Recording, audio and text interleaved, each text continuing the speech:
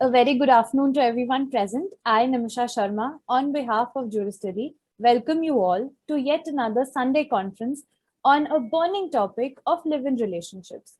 As we all know, the Supreme Court has ordered protection to those who were denied relief by the Punjab and Haryana High Court. So, to get a better understanding of that, we hope this session is fruitful and knowledgeable. We at Juristily bring an online networking and social media platform for legal professionals meetups where various legal professionals from different regions and countries can meet on this platform. Users around the world can find legal professionals on their fingertips for free or nominal charges. We are proud to say that we are the first of our kind having a unique concept to achieve the goals of the legal fraternity. We aim to change the concept of keeping records with our litigation MIS system, no more bulky diaries. Now, I would like to introduce our speaker for the day. Mr. A. Ansari, founder of Ansari Solicitor Firm, founded his firm in the year 2006 with the dedication to serve its clients with trust, excellence, and collaboration. With the team of professional lawyers is dedicated to the clients, offering them expert services, the emphasis to ensure that clients have access to everyday progress.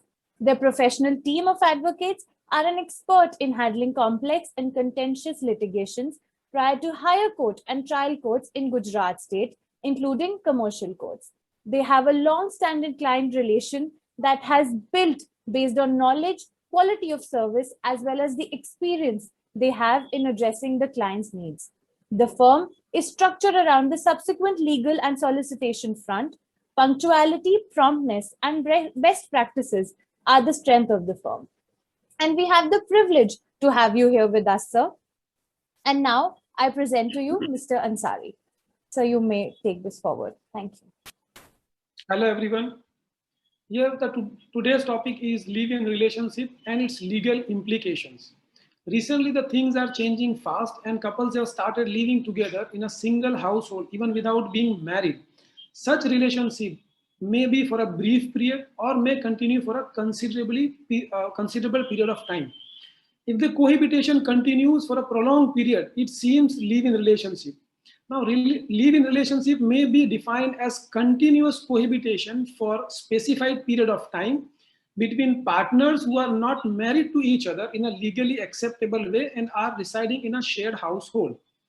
There are various judgments of the Supreme Court because in the country there is no enacted rules or laws or acts which defines the living relationships or its implications and the right of children born out of this relationship. And therefore, we have to consider various Supreme Court judgments while deciding any matters. Even up till now, the Supreme Court is deciding the various matters on the basis of different facts of the case. It has been started from the year 1978 in the case of Badri Prasad versus Deputy Director of Consolidation. It has been held by the Supreme Court that if man and woman who live as husband and wife in society are compelled to prove after half a century of wedlock by eyewitnesses evidence that they were validly married 50 years earlier, only few will succeed. A strong presumption arises in favor of wedlock where the partners have lived together for a long spell as husband and wife. Although the presumption is rebuttable, a heavy burden lies on him who seeks to deprive the relationship of its legal origin. There is another landmark judgment of the year 1992, that is between SPS Bala Subramaniam, in which it was observed that where a man and a woman live together as husband and wife for a long time, presumption under the law would be in favor of their being legally married to each other unless proved to the contrary. And children born out of such live-in relationship would be entitled for inheritance in the property of parents. Here the Supreme Court hasn't said that the children born out of this relationship would be entitled for the grandparents' property also. Here specifically it is said that in the property of the parents, which must be the self-acquired property of the parents. Now, another landmark judgment is of 2006, Lata Singh versus State of UP, in which it was held by the Supreme Court that relation between the two consenting adults of opposite sex through perceived as immoral doesn't amount to any offense under the law. This judgment has been used mostly in the cases of getting the police protection. Recently, the Punjab and Haryana High Court, in one matter wherein the girl and the boy both were of marriageable age, held that they are not entitled for the protection, in which the Punjab and Haryana High Court says, while dismissing the petition, said that there is danger of their life from the parents. However, as a matter of fact, the petitioners, in the garb of filing the present petition, are seeking the seal of approval of their living relationship, which is morally and socially not acceptable, and no protection order can be passed in such petition, and therefore the petition was dismissed. There are various judgments of the Supreme Court. In fact, in this case also the party went to the Supreme Court and obtained the police protection. However, the Supreme Court has remained silent on other aspects, whether this comment over the fact that this is morally and socially not acceptable. That has not been made. In the year 2008, 3 judges bench of the Supreme Court has said that the adult had a right to live together even without marriage. It had made this clear while asserting that a 20-year-old Kerala woman whose marriage had been annulled could choose whom she wanted to live with. And there are other various judgments also. In fact, the living relationship is the relationship between the two consenting adults, which is not considered as illegal. And if the couple present themselves to the society as husband and wife and live together without marriage for a significant period of time, their relationship is considered in the nature of marriage. And therefore, whosoever is saying that they have not performed the marriage, the burden lies on the person who is saying that they are not married. Consequently, a female partner is also entitled for the alimony under the provisions of the Domestic Violence Act, as well as under 125 under section 125 of the CRPC also.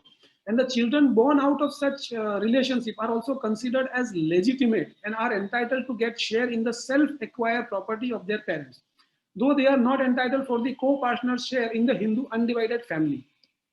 Now there are various cases which arises out of this thing. The most important cases arise is for getting the police protection, wherein the a couple went to the police and thereafter went directly to the High Court and seeks police protection. Most of the time they are granted the police protection on the ground that they are legally entitled to live with the person of their choice. However, in most of the cases, this has been delayed or it has been refused. But the Supreme Court has very categorically said that when they are entitled, they should be granted police protection. In fact, the matter should not have been reached to the High Court. Even the police department should have made such efforts, whereby they can grant police protection directly to the couples. As far as the Supreme Court, there are various guidelines of the Supreme Court. One such very important guideline was given in the judgment of D. Veluswamy versus D. Pachaimal, that in which the Supreme Court says that the couple must hold themselves out to society as being akin to spouse. The second guideline was that they must be of a legal age to marry, meaning thereby the boy must be 21 minimum and the girl must be 18 minimum. So it will not be like a contract act wherein only two persons having the age of 18 years can come into the agreement of and start living together. Here this judgment categorically says that the boy must be 21 years. They must be otherwise qualified to enter into legally marriage, including being unmarried. So the person who is going to reside in a live-in relationship, he must be or she must be unmarried. And they must have voluntarily cohabited and held themselves out to the world as being akin to spouses for a significant period of time. There are various other judgments also in which the Supreme Court has declined the relief also. That is, one such judgment is Indira Sharma versus V.K. Sharma, in which the Supreme Court has said that such relationship may endure for a long time and can result in a pattern of dependency and vulnerability. An increasing number of such relationship calls for adequate and effective protection, especially to the women and children born out of that live-in relationship. Here in this case, the legislature, of course, cannot promote premarital sex, though at times such relationships are intensively personal and people may express their opinion for and against. Thus, the Parliament has to ponder over those issues and bring in proper legislation to make proper amendments of the act so that the woman and the children born out of such relationships are protected. Not only from the physical force or physical assaults of a society or any relatives, but also in a various other manners, like maintenance also, like inheritance also. There are many cases in which, suppose if the father has expired and he was a government servant, then what about his pension, his gratuity, his provident fund? Whether the wife who is recently started residing will get it. And therefore, there are various questions which the Supreme Court is deciding on a case-to-case basis. There is no judgment which says that, oh, in this particular situation, this thing will happen. In this particular situation, this thing will happen. And therefore, the Supreme Court or the High Courts, whosoever is conducting the cases, is deciding all cases on a fact-to-fact basis, because there is no rules or laws made by the Parliament. Now, there are other two sections also, that is section 494 and 495 of the IPC, which prohibits any marriage of person within the lifetime of his or her husband or wife, and even makes it punishable offense unless it is permitted by the personal law of the concerned person. Therefore, in a live-in relationship of a married man with a woman, of a married man which cannot a man cannot be recognized in the nature of marriage, as it is expressly prohibited by the law. Now, the recent scenario which my law firm is seeing is this way: that there is a dispute between the husband and wife. The wife is residing separately, the husband is residing separately, and what they do, they start living together with some other person under the grasp of this live-in relationship agreement. Now, as per the Supreme Court judgment, that would be illegal. That would not be legal thing, and the person who is residing will not get any benefit out of it, either in case of maintenance or in case of inheritance. But again, the children born out of such things will be held to be legitimate child. They will not be considered as illegitimate child. There are various provisions under the US laws, under the Europe laws, which recognize these things. As far as India is concerned, we have no such law, and therefore it has not been yet recognized except by the rules of the Supreme Court, which has been guideline, which has been given in different cases. Now, the another question comes, whether a wife who was residing with the live-in partner can now claim the maintenance under the Domestic Violence Act. The answer is yes.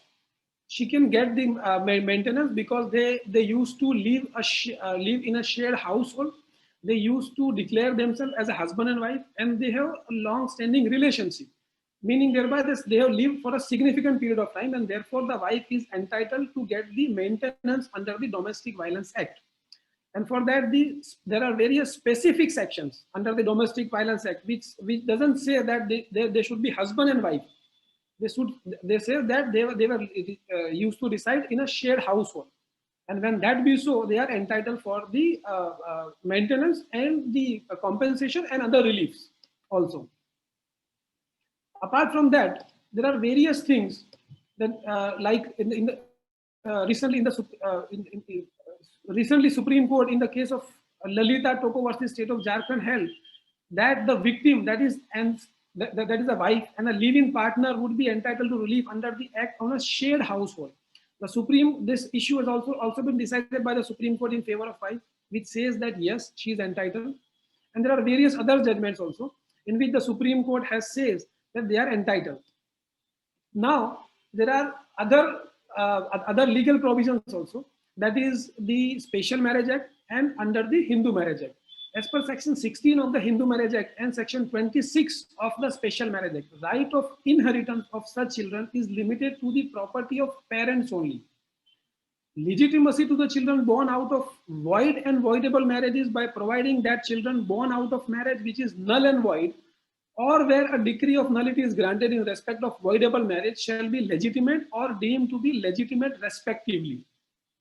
So this is a completely new era in which we people are entering into, and the Supreme Court and the other high courts and the different trial courts are deciding the case on the fact-to-fact on the basis of facts. So my conclusion to this kind of thing is this: that whenever a couple start residing in a live-in relationship, they must execute an agreement which must be notarized or registered. That agreement must specify the age of both the parties, and the age of both the parties should be, like a girl, 18 years must have been completed, and for the boy 21 years must have been completed. The party must be consenting and able to make a contract. Not only this, both the parties should be unmarried or properly obtain the divorce from the competent court. If that things will not be there, there are many chances that they may not get the proper reliefs. So if there is any question, and we can come at the question and answer session. If anyone has a question. Okay, sir. Thank you so much for a very enlightening session. I would request anybody from the participants list, if there is any kind of question, sir will be taking that up now. So I saw Hitesh, I think, raised his hand. If there is any question, please let us know. And if you're not comfortable with switching on your mic or camera, you can also put the questions in the chat box.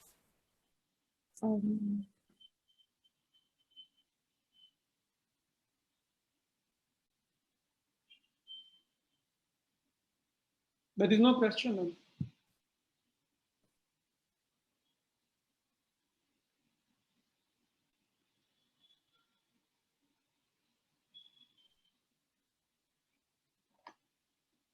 If there aren't any questions, then I think the session was full of information and insightful, that everybody was clear with what you told us. And I also, very small, in fact. Yes, sir. Facts and facts to facts. Definitely, sir. And for the fact that it's bringing up now with the cases coming up, yes. And I think legislation will also increase. So then I think people will have more doubts and ambiguities relating to it.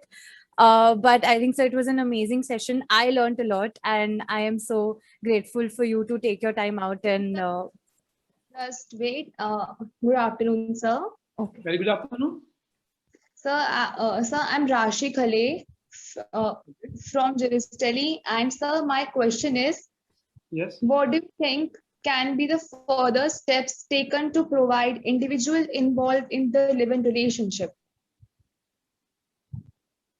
I'm not able to get your question. There is. Can you repeat it?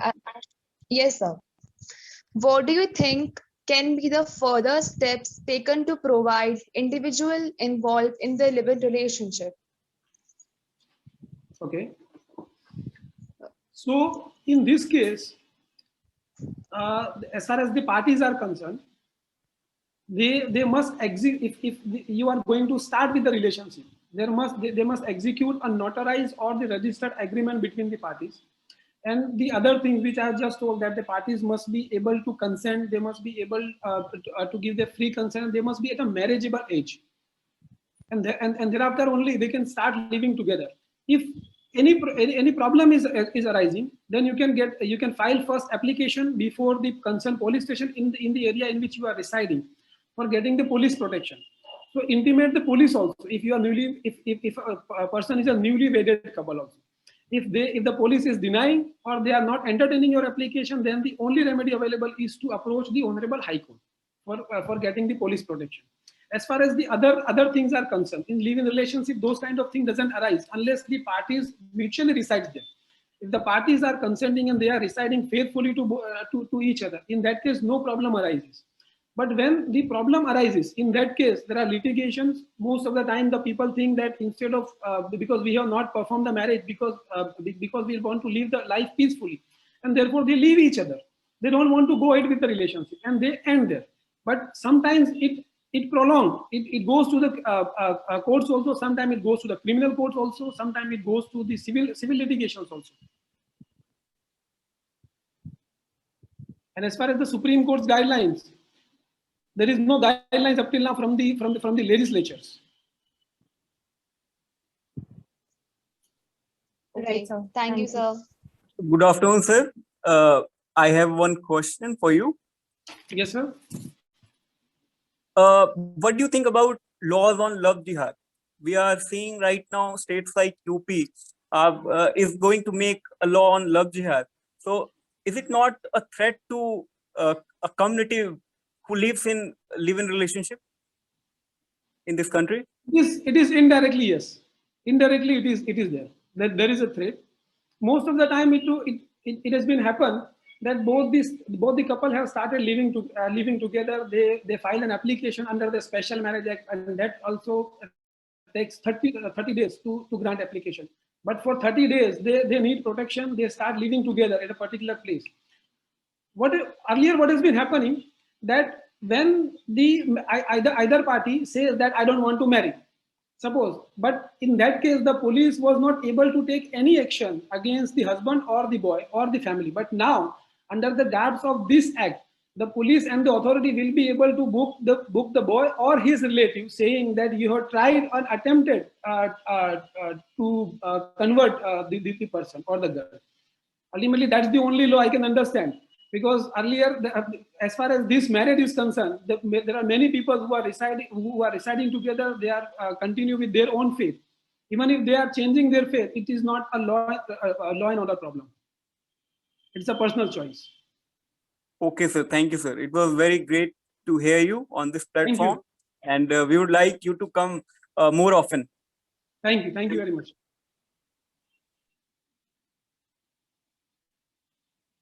Yes, sir. Thank you so much for this amazing session. Now I would request all the participants to please go on this link and share their reviews with us. And we will be really grateful, and we will also be providing you with the certificates. And thank you so much, sir. We hope that we are able to get more such knowledgeable and insightful sessions with you. Thank you. Thank you very much. Thank you, sir. Good afternoon. Bye-bye. Take care. Bye-bye.